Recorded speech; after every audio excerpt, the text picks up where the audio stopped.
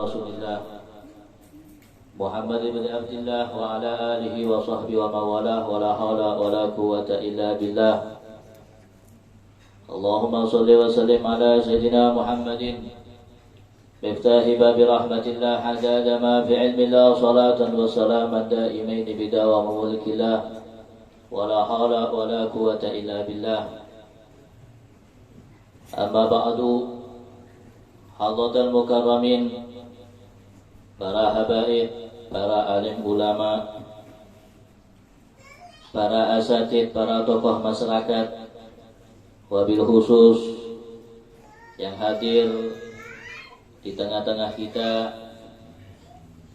Al-Ustadz Syarif Khudri yang kami hormati, dan juga Al-Ustadz Jamal, dan semua para asatid yang tidak bisa kami sebut nama satu persatu tanpa mengurangi rasa hormat yang kami takdimi, semua para tokoh masyarakat, para sesepuh yang kami hormati. Alhamdulillah,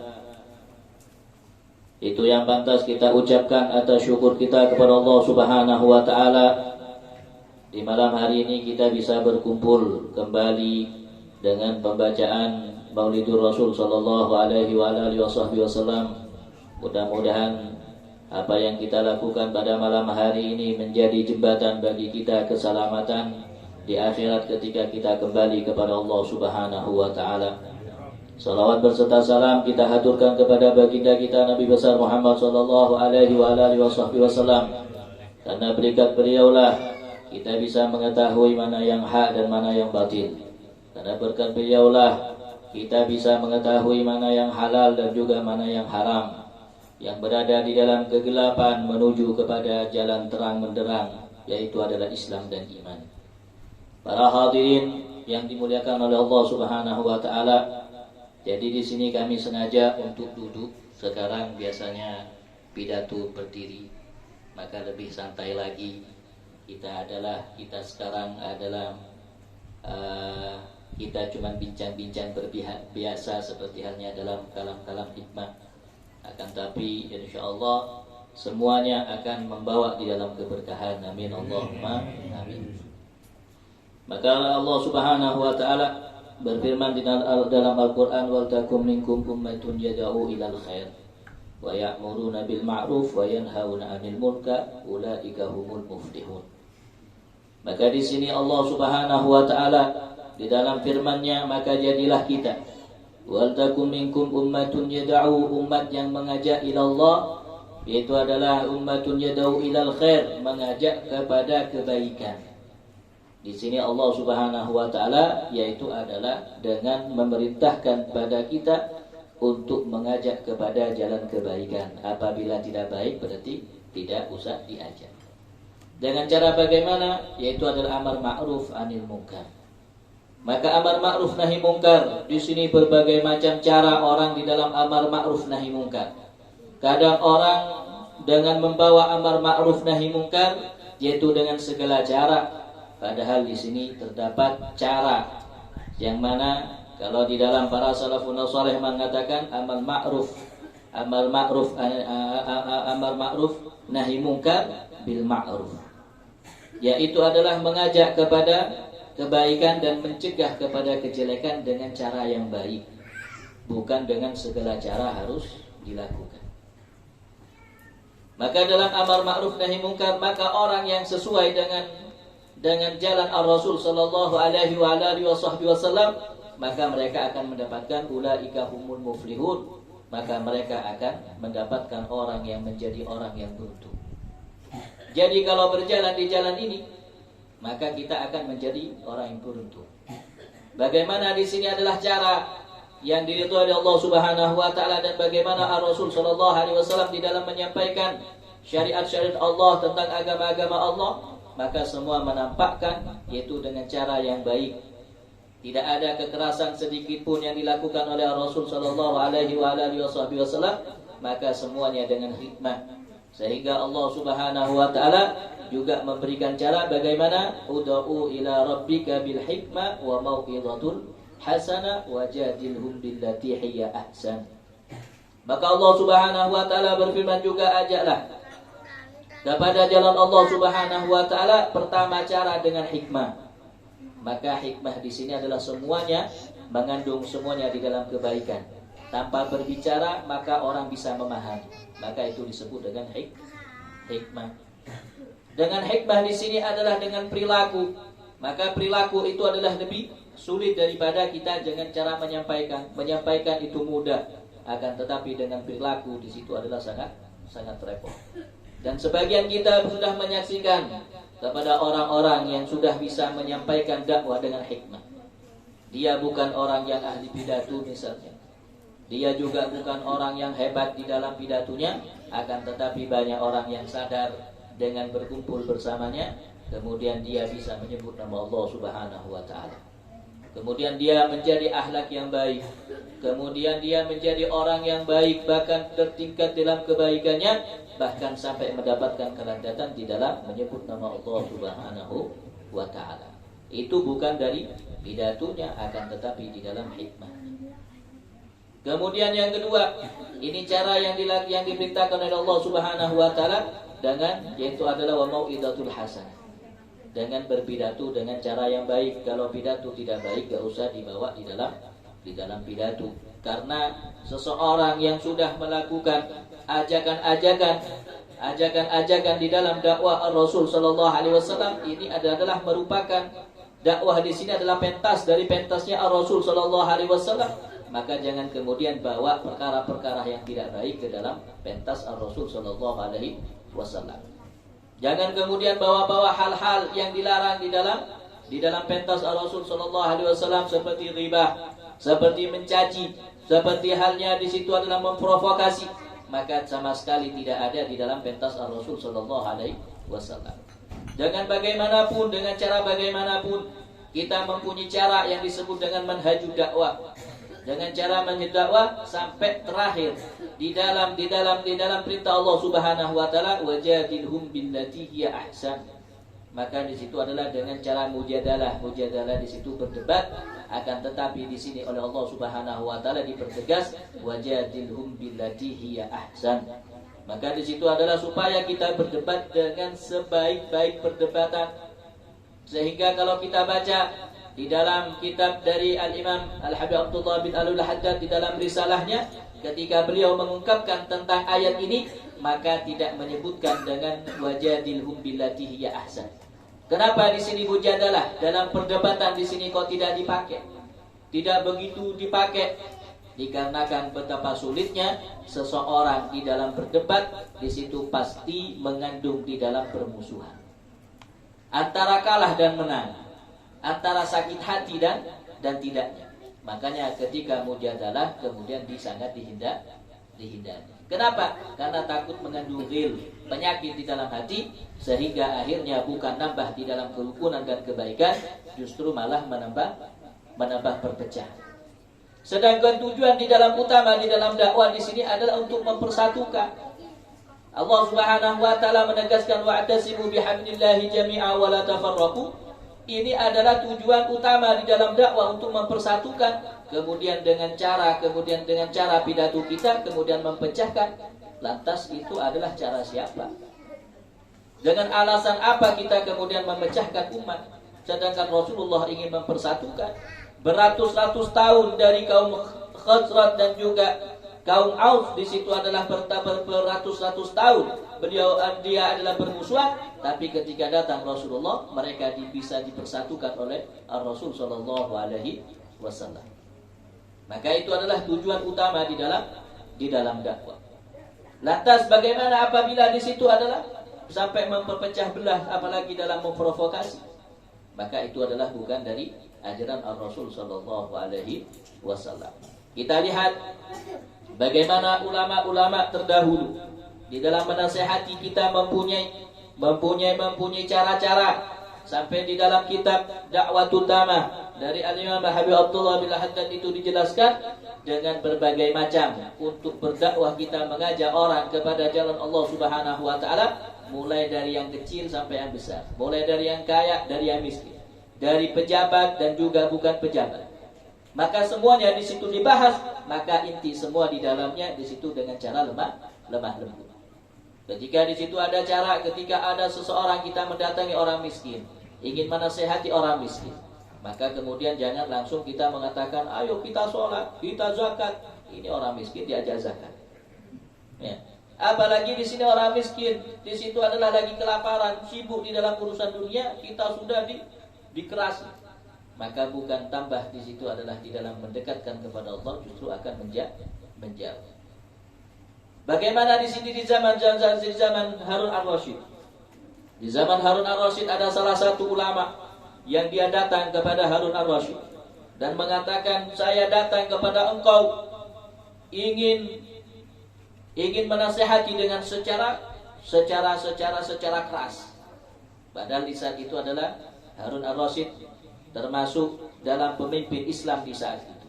Ini datang salah satu ulama ingin menasehati dengan nasihat yang keras.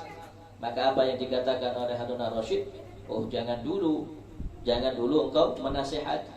Kalau engkau ingin menasehati, maka lihat di dalam Al-Quran bahwa Allah Subhanahu wa ta'ala mengutus orang yang lebih mulia daripada engkau, diutus oleh Allah Subhanahu wa ta'ala untuk menasehati orang yang lebih jelek daripada saya.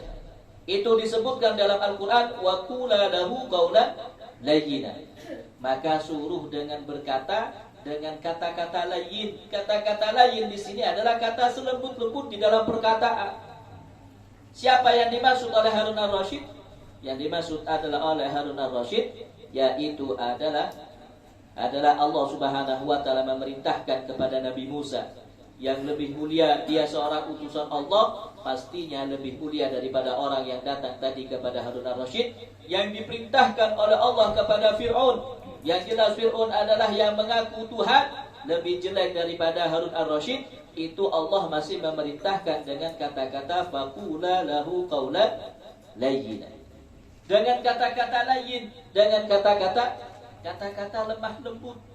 Lantas apabila dengan secara keras kita di dalam memperingati, menyampaikan di dalam agama Allah Subhanahu wa ta'ala, maka bukan mewakili di situ gambaran di dalam agama, justru akan merusak terhadap agama. Na'udzubillah tsumma na'udzubillah. Itu adalah bukan cara para salafun saleh di dalam menyampaikan, membawa beban di dalam urusan dakwah, mengajak kepada Allah Subhanahu wa ta'ala. Maka juga di dalam dakwah di sini adalah mempunyai keutamaan yang sangat besar, dan semua mempunyai peran di dalam dakwah. Bukan orang yang mengajak di dalam dakwah di sini hanya orang yang berpakaian imamah, misalnya, karena mungkin dari kalian melihat pakai imamah seakan orang yang paling hebat, maka tidak seperti itu di dalam penyampaian. Semua mempunyai tugas di dalam mengajak kepada Allah Subhanahu wa ta'ala, seperti yang dikatakan ar-ra'i mas'ulun an ra'iyah. Maka semua pemimpin di situ adalah mempunyai kewajiban di dalam dipertanggungjawabkan nanti di dalam kepemimpinan. Sehingga rakyat di sini oleh Imam Haddad dibahas, maka ada dua hal di dalam rakyat. Ada secara umum, ada secara khusus. Yang disebut dengan rakyat secara khusus itu siapa? Maka yang disebut dengan secara khusus yaitu adalah diri kita sendiri. Menjaga rakyat kita yaitu adalah kita memimpin kepada mata kita sendiri, memimpin kepada mulut kita, memimpin kepada tangan kita, kaki kita. Maka semuanya nanti akan dipertanggungjawabkan di sisi Allah Subhanahu wa ta'ala. Kalau kita tidak diajak semua yang Allah amanahkan kepada kita, maka akan mempunyai pertanggungjawab yang besar. Ini adalah secara khusus, rakyat secara khusus. Maka diri kita sendiri yang perlu kita jaga untuk dibawa, untuk diajak. Dakwah yaitu adalah mengajak kepada Allah untuk menyembah kepada Allah Subhanahu wa ta'ala.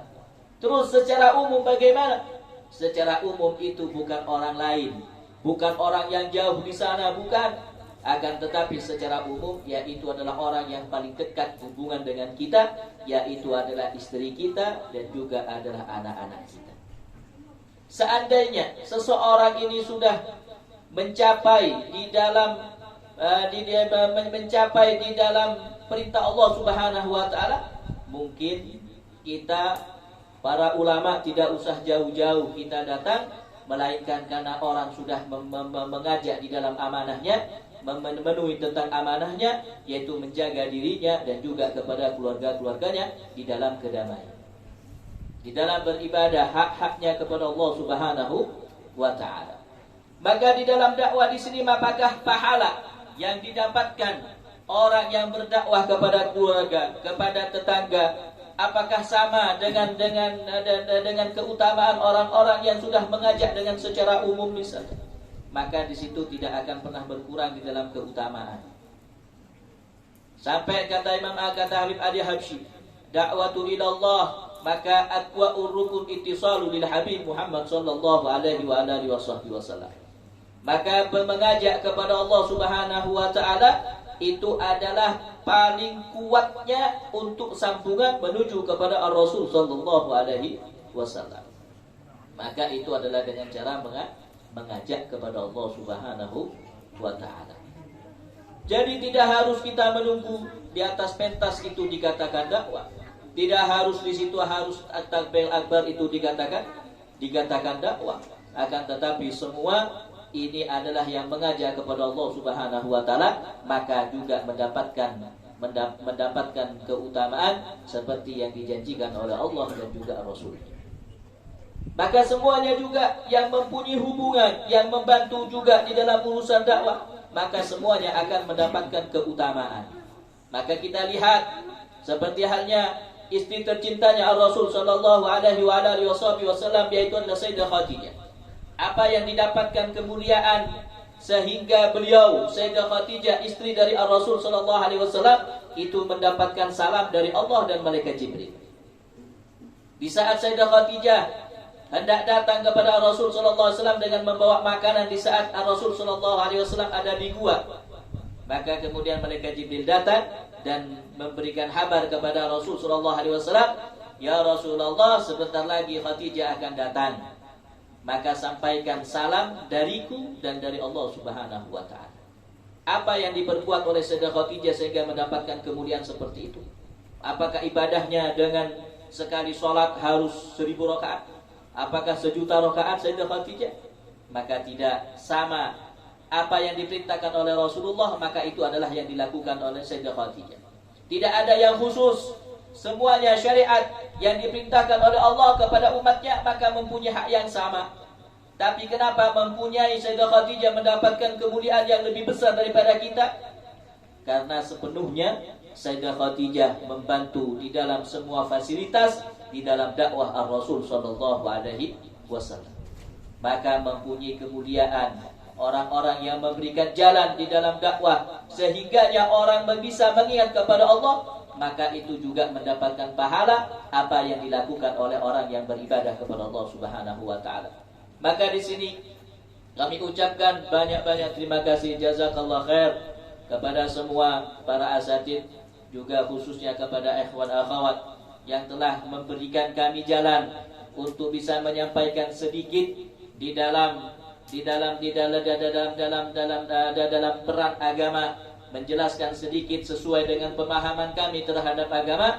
Mudah-mudahan apa yang kau berikan jalan untuk kami untuk mengisi menjelaskan tentang agama oleh Allah Subhanahu wa taala dibalas dengan balasan yang baik, dengan balasan sebaik-baik balasan, khususnya kepada Ustaz Jamal yang sudah menyusun dan menertibkan kami selama safari maulid, yaitu adalah selama seminggu. Mudah-mudahan Allah Subhanahu wa taala memberikan kesehatan kepada beliau, dan mudah-mudahan usaha beliau di situ adalah digantikan oleh Allah Subhanahu wa taala dengan sebaik-baik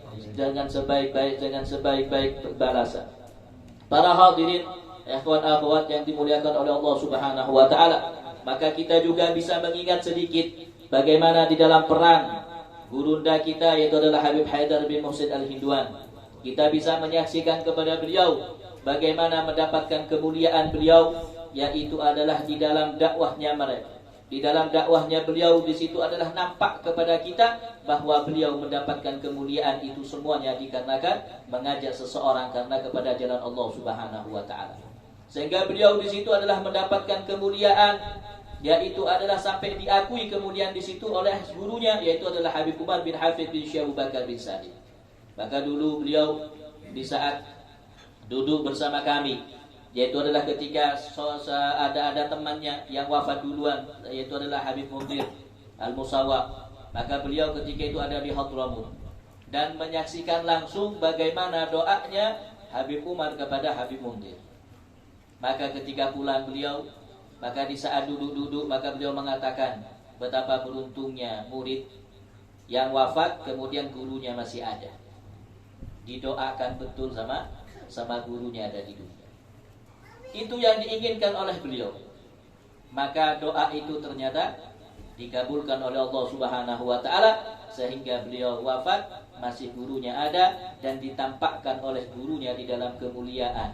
Bahkan beliau sampai Habib Umar mengatakan, mengutip dalam satu hadis Rasul sallallahu alaihi wasallam, barang siapa yang keluar dari rumahnya kemudian dia menuntut ilmu dan datang kematian kepadanya, maka dia akan bersama para anbiya.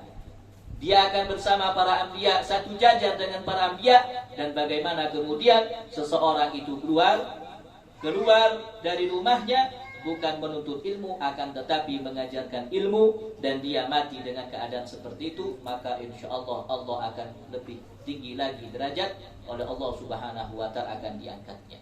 Dan sekarang orang yang kita saksikan di lingkungan kita, orang-orang yang seperti itu dan banyak kita saksikan dari para guru-guru di lingkungan kita yang mempunyai peran besar terhadap agama, dan kita saksikan bagaimana kehidupannya mereka sehingga membawa di dalam lingkungan dengan lingkungan yang baik, membawa di situ peran sehingga orang yang dulu tidak kenal kepada Allah kemudian bisa kenal kepada Allah. Yang pertama tidak kenal kepada Rasulullah, kemudian kenal kepada Rasul sallallahu alaihi wasallam. Maka berkat adanya safari maulid yang cuma sebentar, akan tetapi oleh Allah Subhanahu wa taala mudah-mudahan ini adalah diakui sebagai peran yang sangat besar di dalam urusan agama. Dan kita semua yang hadir dan juga yang hadir atau orang yang pernah hadir bersama kita, mudah-mudahan Allah Subhanahu wa taala diampuni semua dosa-dosanya, dijadikan oleh Allah Subhanahu wa taala hamba yang mendapatkan ridha Allah Subhanahu wa taala, menjabat kecintaan dari Ar-Rasul sallallahu alaihi wasallam, dan diakui kita sebagai umat Ar-Rasul sallallahu alaihi wasallam. Dan juga yang terakhir kita doa kepada Allah Subhanahu wa taala, mudah-mudahan kita dijadikan orang yang husnul khatimah,